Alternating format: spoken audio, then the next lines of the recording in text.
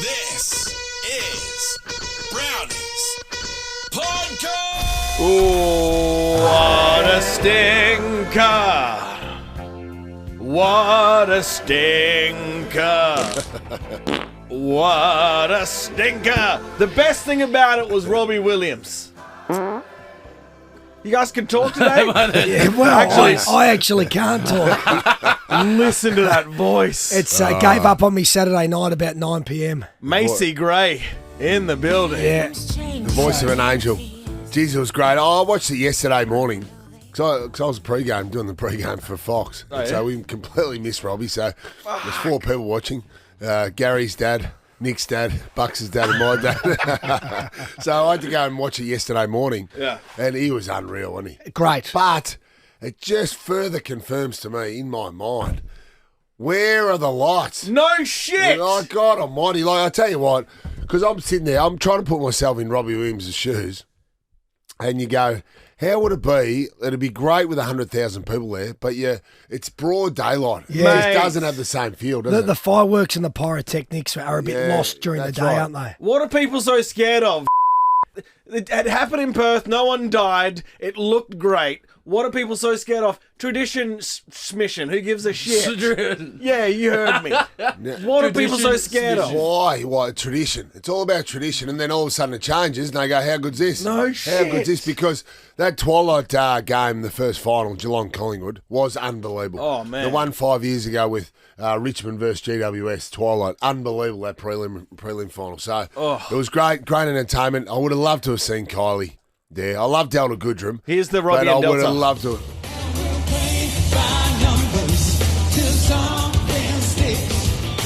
Don't mind doing it for the kids.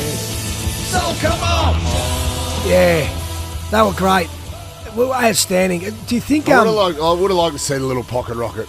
Little Coles just I'm a huge charging around. Delta fan. So, and how flamboyant was the pink suit? Love that. And Abby Right. Holmes wore a pink sort of jumpsuit or suit as Similar well for the style. Channel 7 coverage. I wonder if there was some What song did she? collaboration going on. What song did she sing? Dog, Hey. what part of the weekend put the last nail in your voice? It was almost like I'd talked so much shit for the whole week. I got to the end of the week and I think my voice said, no more. I'm shutting you down. Now, as a former Premiership player, you obviously roll out all the cashies all week. You've got a go-to story just to really draw the crowd in and make them feel like they're there. What's your go-to? You're like your real go-to And how grand final. does it start? What's the hook? This one only came to me late, but I was standing there looking over the MCG, and I had Peter Knights to my right, Yes. and I had Alistair Lynch to my left. Oh, right? jeez, big, boy. big. And they were talking about their grand final experiences and this, that, and the other. And I said, Knightsy, how many grand finals did you play? And he said, I played in 5. I said, Lynchie, how many grand finals did you play? And he said, I won 3 and lost 1, so I played in 4. I said, well, no one here in this room would actually understand that I've been out on the green stuff grand final day on 6 occasions. And they looked at me like, what? I said, yeah, I played in 1 and I ran in 5 grand final sprints. Which is true. Which is all true. Now, be honest. What was the motivation behind running in the grand final sprints? We got a couple of free tickets. Really? Yeah. Really? You got. Plus, there was the lure, the carrot of the $5,000 if you won the Gillette grand Is it final. 5,000? Yeah. Yeah, right. Which I never won it, unfortunately. What was the last? Was it 2012? Your last sprint, 2012? I think so. Yeah. So I got footage here of Dog being introduced on the green stuff. And Brody, just describe to the listener how he handles himself at the point of being introduced. Enjoy. Campbell Brown, our man is down there. He's in a Gold Coast. Oh no! Oh no! He's in a Gold Coast Suns jersey, and he's going in a Mr. Olympia straight arm pose. That's a Usain lightning bolt. Mate, with one bicep tensed. Isn't that amazing? Because I have no recollection of doing that. Let's see how the race actually went, though. Don't tell us. Don't on this. Here we go. I certainly didn't run like Usain, that's for sure. On your mark.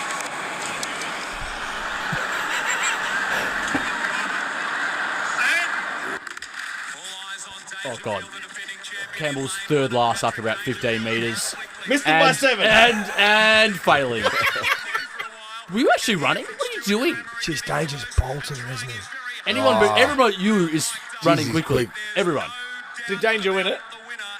Absolutely. Panel. Streeted. Jesus. It was a bit like a bit of a lads last night. Missed it by 7. Missed it by I must 7. have slowed up back into my career because Oh, I is that right? I used to be right in the hunt. What was the best finish in the grand final sprint? I think I finished third. Yeah, but Really? I was leading with like 30 to go.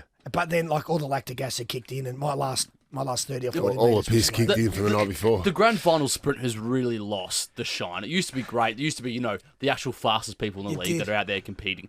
I tell you what would be better. I would rather see 7 or 8 retired AFL champions. Oh, yeah. 5 years into retirement. Yes. Ballooned Yeah, out like that'd be Matt. fun. I would like to see Darren Jarman Derek against Kickett. Derek Kickett, Martin Pike, Xavier Ellis. Xavier Ellis, Lance Whitnell, Stewie Drew, all running together. That actually would be pretty Suddenly fun. Gillette isn't the sponsor. You get like Jenny Craig Yeah, involved. mate. Well, lucrative. You're right. You need ratings because there's a big story today that the ratings was a debacle. Did they for the drop AFL off grand because the final. game was shit, or were they always shit? Well, it was a massive drop off.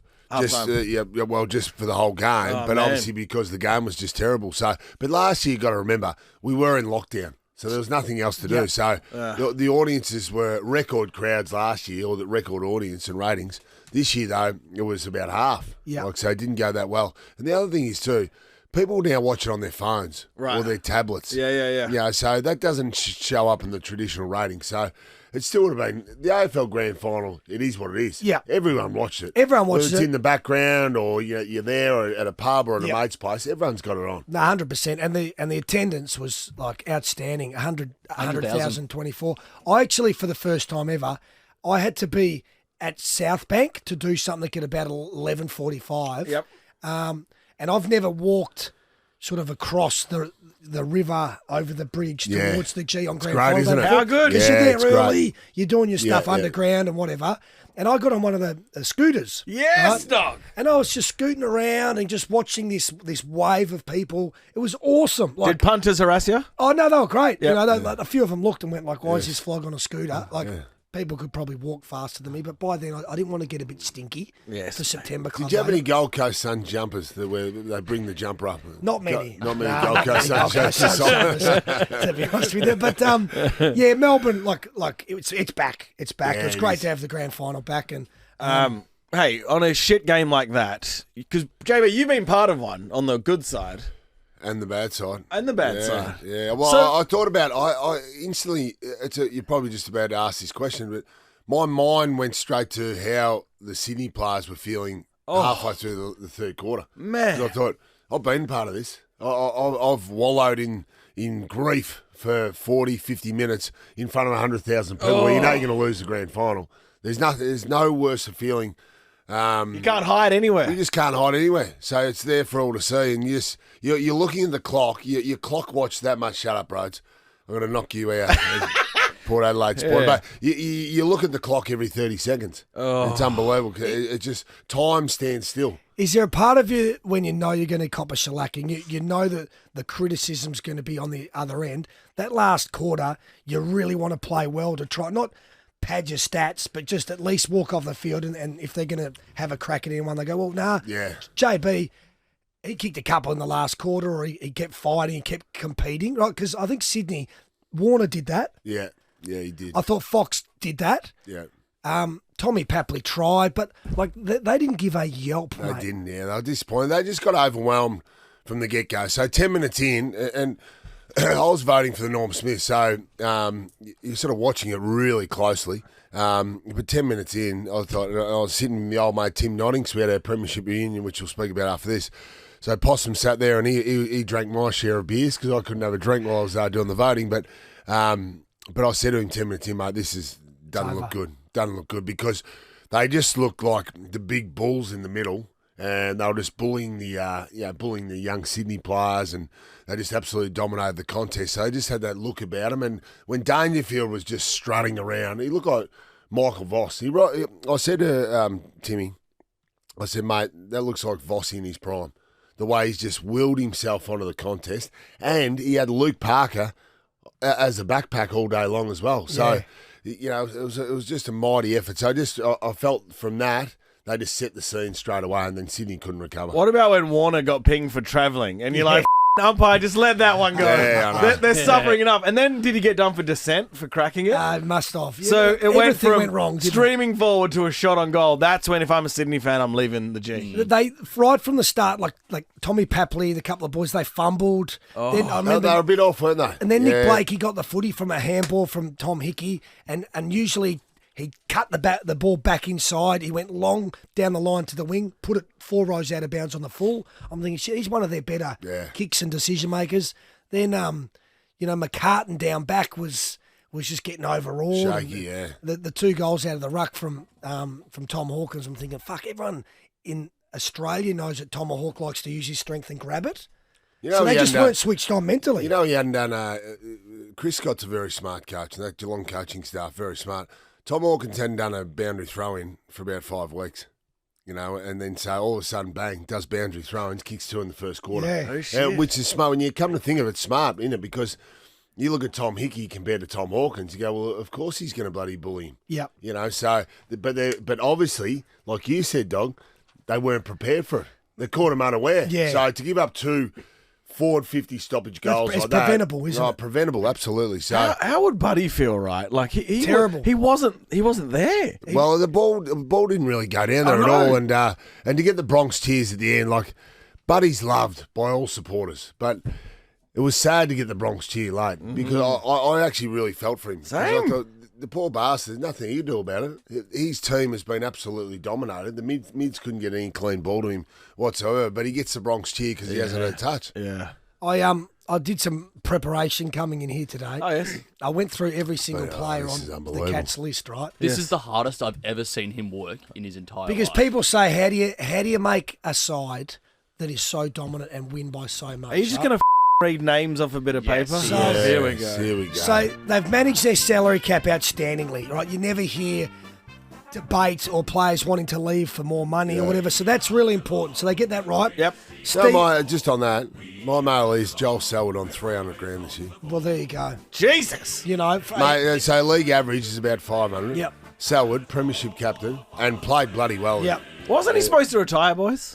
He will be going We're- down we're that path getting to in the that. next Okay. So you're making more than Joel Selwood for this podcast alone. That is, jeez, that's... But that is unbelievable, Yeah, isn't it? great sacrifice. He loves footy. But that just goes to show why they love playing at Geelong. Yep. They're prepared to give up because they want success. And Stephen Wells is the best in the business. Have a listen to the way that he's drafted and developed this group, right? So Brian Myers, pick 57. Brad Close was a rookie list that they plucked from obscurity. Jake Kolajasny, pick 41. Wow. Right? Zach Guthrie, rookie list. Jack Henry, rookie list player. played well. Mark O'Connor, international rookie, the Irishman. Just got him from over there.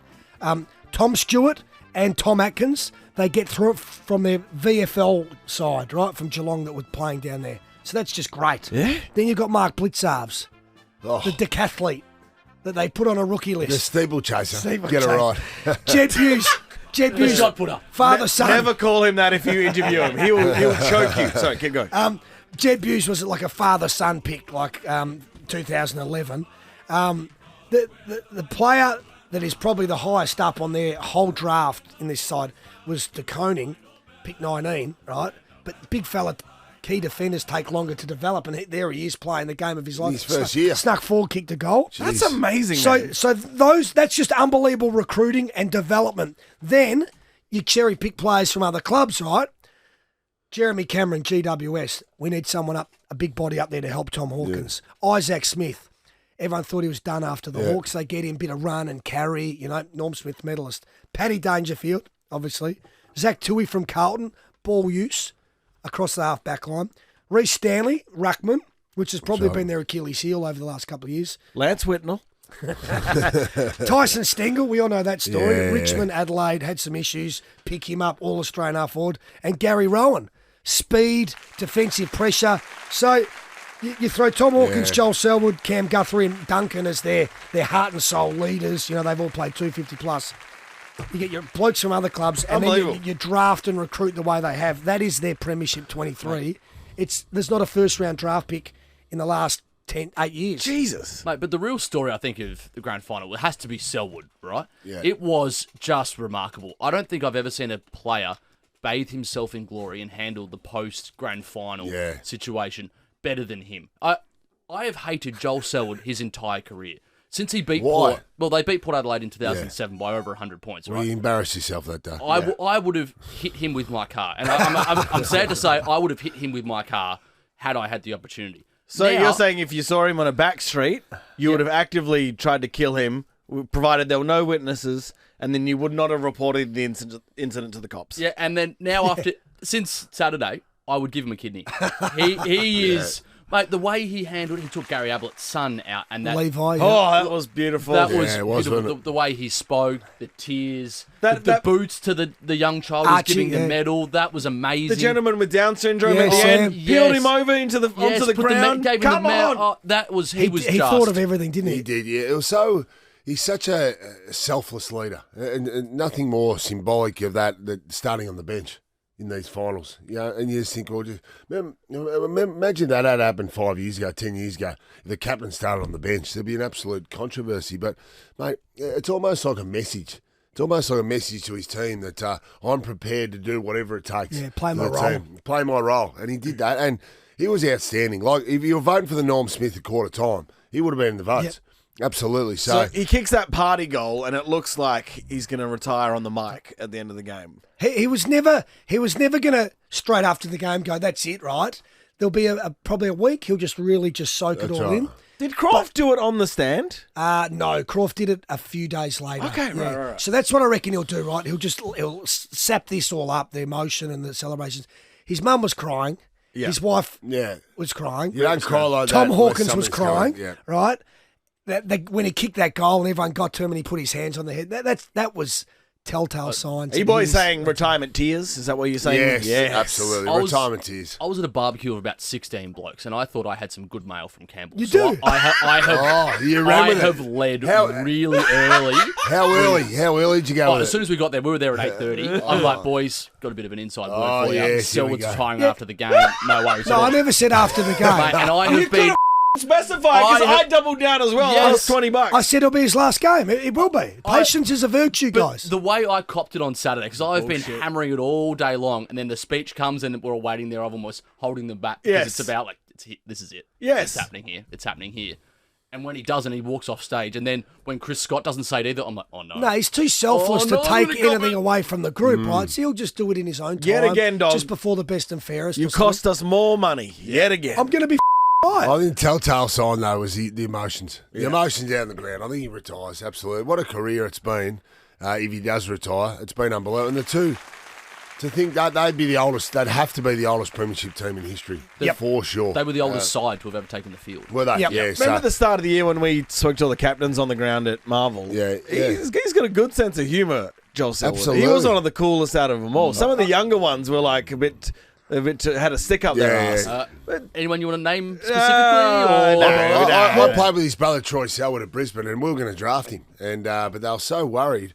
A lot of medicos in the AFL industry were so worried about Joel Selwood that, including one of ours, said that he'd be retired at 25 because his knee was so bad. Right. So that's why he slid to about pick 7 or 8, I think, and so should have been. I'd probably be a 6-time premiership player if Joel Selwood had come to the line. How many he stuffed concussions? that draft up. How many concussions No, would he have? I've asked him. He reckons he hasn't had too many. A lot of head Just knocks. cuts. Bleeds Right, a lot. right. But he reckons actual concussions, not too many. There was that sickening one against the Doggies that was in round 1 Yeah. when he slid and hit Farron Ray's hip. But he reckons outside that, not too bad. Everyone that we spoke to at the captain's day have gone on for great. Paddy Cripps, Brownlow medalist. Absolutely, that's right. You know, We so made them. We made them. Now on the Norm Smith voting, so Yes. I did the votes, and I was one of 5. I wasn't the only person to vote for Norm Smith. Who's the other 5? Andrew McLeod, Abby Holmes. Abby Holmes. Justin Langer. I can't remember. Couple the others, others. Yeah, yeah. a couple others. Anyway, I did Dangerfield. I thought Dangerfield was.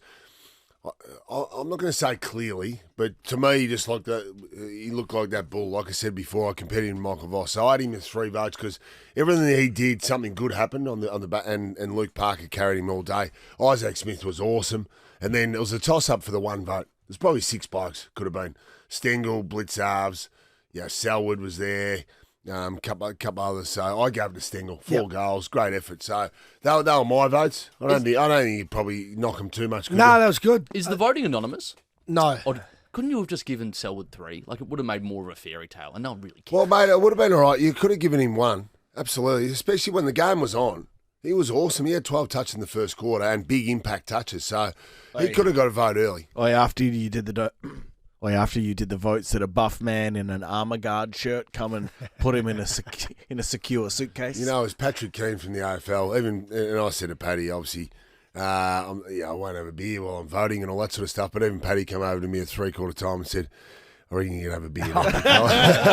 The game is over. I didn't want to vote in the last quarter because I didn't want this junk time to influence me. But yeah, so it was a good day. I'm not. What time did you have to But I get was him the in? only one that voted 3 votes for Patrick Dangerfield, Right. which I was actually surprised at because being at the ground, like I said, I just thought he was so much of a bloody bull. If he hit the scoreboard, like if he kicked a goal or 2, Yeah. he might have won it. Swayed it over, How many minutes before the end of the game do you have to get the votes in? Good question. It's full time, Oh, but because it never used to be, that's remember? right. Yeah, but it's full time. But I actually did the votes early in the last because I thought, right, 85 points up. Yeah. You can't let the last 20 minutes influence you. Yeah, I didn't even look at the stats. You didn't look at the stats? I didn't look at the stats in the last quarter. I had to look at them at half time. But I thought, you don't want to go looking at the stats, the junk time stats. You know what I mean? Because it sways your thoughts. So I actually I had the votes early in the last, and I gave it to Patrick just before full time. Did you have a special Norm Smith viewing chair? I did. No shit. I was sitting there. It was beautiful spot. I had Kerry Stokes the Gil big fella. McLaughlin just sitting Jeez. behind me, and Lachlan Murdoch. Wow. So actually, Hey, Lockie. Very nice. Lockie pays for this podcast. You should have said, give us some more equipment. Worst seats of mine. So how's this? Him and Lockie and his wife Sarah turned up to lunch. They didn't realise they were going to be get to the game in time. I just said we'll be there right for the start of the game. So at the AFL Commission lunch, you've got your seats to lunch and also your seats at the front. Well, Lockie's jets arrived an hour and a half early, so he's turned up to the lunch. He's turned up to the lunch at 1 o'clock. They had no seats for him. So all of a sudden, the couple of blokes are on the head table with Gil McLaughlin and Kerry Stokes. All of a sudden, they were shifted. Fair enough, too. And Nathan Buckley with a little bit of humour on the dais. Yes. I like that. No relation to Isaac. Yeah. Did that spur a conversation at your respective barbecues? At mine, I had to explain what that meant because it was too highbrow. It was, wasn't it? It was good. I had a couple of people, real sort of lowbrows, said to me, what was he talking about? Trying to be humorous. How's he related to Isaac Smith? I go, come on. So Thursday, I went into the MCG. You know when mafia families, they own certain parts of states? Oh, yes. And if another family is going to sort of come into their state or their territory, they need to ring ahead and get permission, the green light. Yeah, that's what Robbie had to do in Victoria here in Melbourne. So I gave him the green light to perform, and I went in, I met him with Vossi. Yeah. Vossi sort of presented him a shirt Yeah. that said Williams on the back, and I said to Michael, geez, that's good of you to get a shirt and print on. He goes, nah, stole Zach Williams. Let's go. So we got a photo with Robbie, which is a bit of fun. good. Did you? Yeah. Before the ads, let's hear his tribute to John Farnham.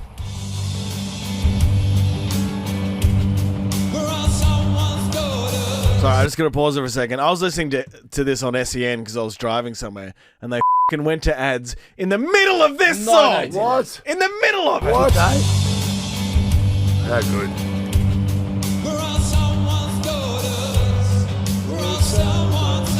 Great touch. Robbie would have been. John. The G was pumping, wasn't it? And like, hear the crowd here, ready?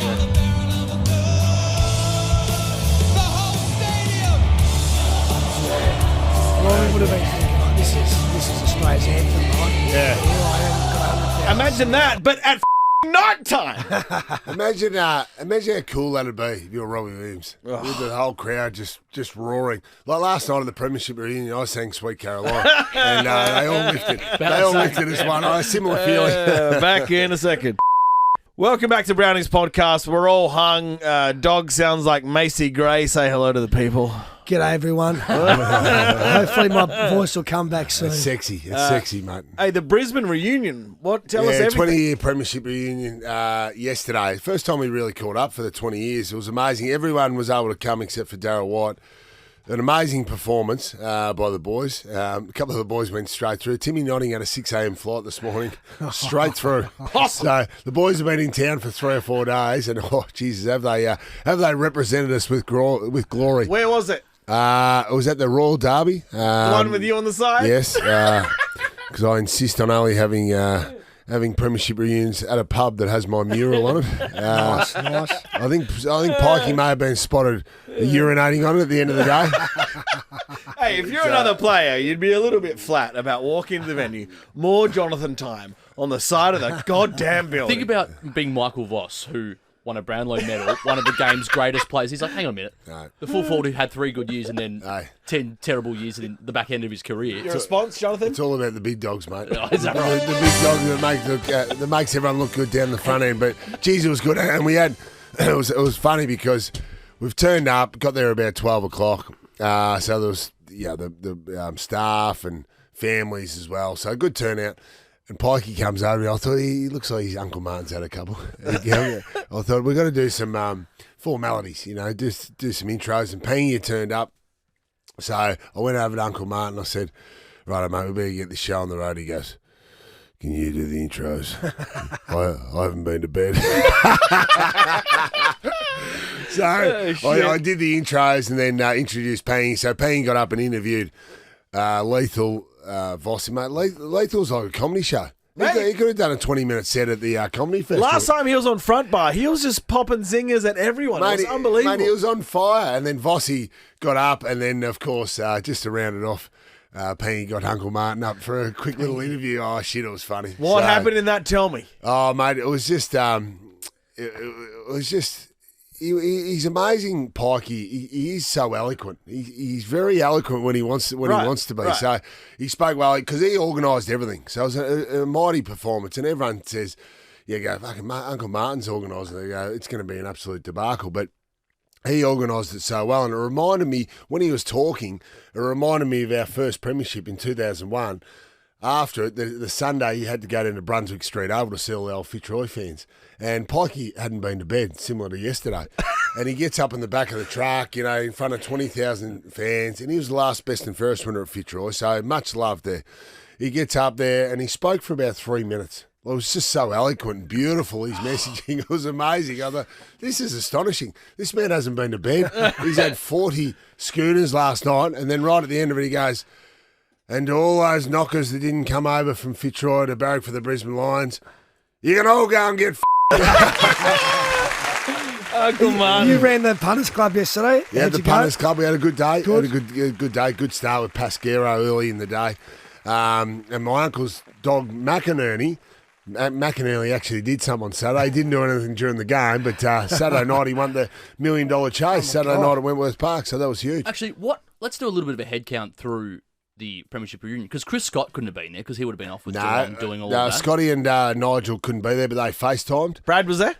Acker was there. Acker was there. Des Headland. Des Headland played 02. He finished the third in the Brownlow that year, I think. Yeah, and then he went to Fremantle. He still regrets that move, but he was a terrific player.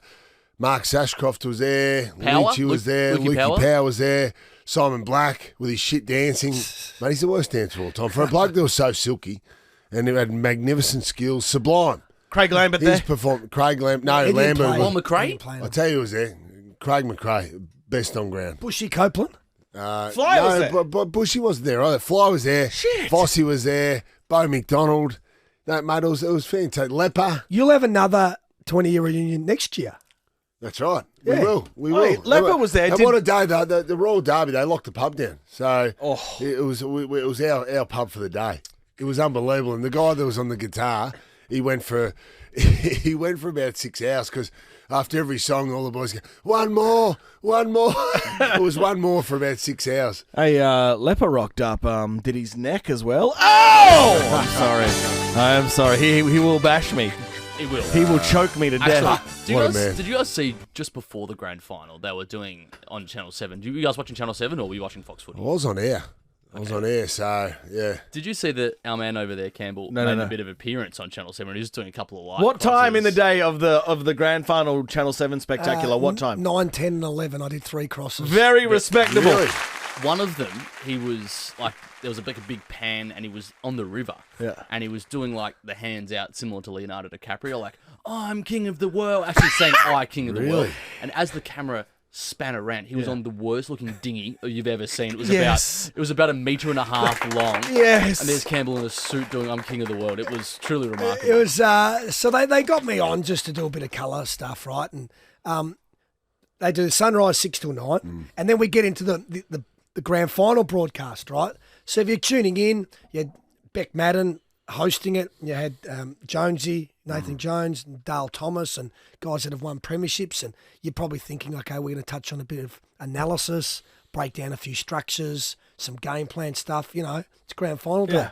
So when they threw to me, and I'm the king of the world, and I added absolutely nothing to do with football on a little go boat. I reckon we do that for one of our Probably not Christmas. bad. Not bad thought. Yeah, episode up on the the river. podcast on the Start river. on the go boat, and then we need at least 2 other elements of adventure for our Christmas party. Anyway, the biggest problem for me was to do that shot, you know, with the hands out at the front of the boat. Yeah. You had to film me from behind. Yeah. And you could really see, you could zoom in on my bald spot. Receding. Which is Definitely receding. Which is Why don't we get devastating. Levi Casbolt on that boat? You know, handcuff him. Remember that? There was the remember the Carlton party boat all those years that's ago. right. That's right. Yeah. I was out celebrating Thursday night, and I bumped into an old sparring partner of mine, Stevie J, at the Botanical. Oh yeah. Got to about 9 o'clock. Jeez, he's been a good paddock, Steve. He could enter into the old retired players' grand final sprint. He could still kick 10 in country footy, He though. Oh, he could Easily. Imagine 10 in the game and then BOG afterwards. Yes. Wouldn't he? So we're having a few drinks at the bot. Billy Brownless there. And I said, look, this is fun, but why don't we take it to the next level and we go to a nightclub, the Emerson, right? And they were like, oh, I'm not sure, doggy, come on, mate. And I said, mate, let's go. It'll be good. Did you mention we're friends with the owner? Yeah, Mark. Yes. Yeah, he took us to the Super Bowl. So Stevie J goes, you know what? I'll come, but I have to. Can you make sure I'm at home in bed asleep by 11:30? I've got a 6 a.m. cross with sunrise. 11:30. 6 a.m. I said, honestly? Crikey. He goes, yeah, mate. I said, I promise you, I'll make sure you get home. So One more question. What time was this when this this was deal about was 9 made? o'clock. So 2 hours, 2.5 hours. hours he has to be Yeah. in bed. So we get in an Uber, Billy, Stevie J, myself and a mate of mine. We go to the Emerson. We're having a great night. The music's pumping. It gets to 11:30, right? And I say, Stevie, you got to go, mate. This is your curfew that you have imposed.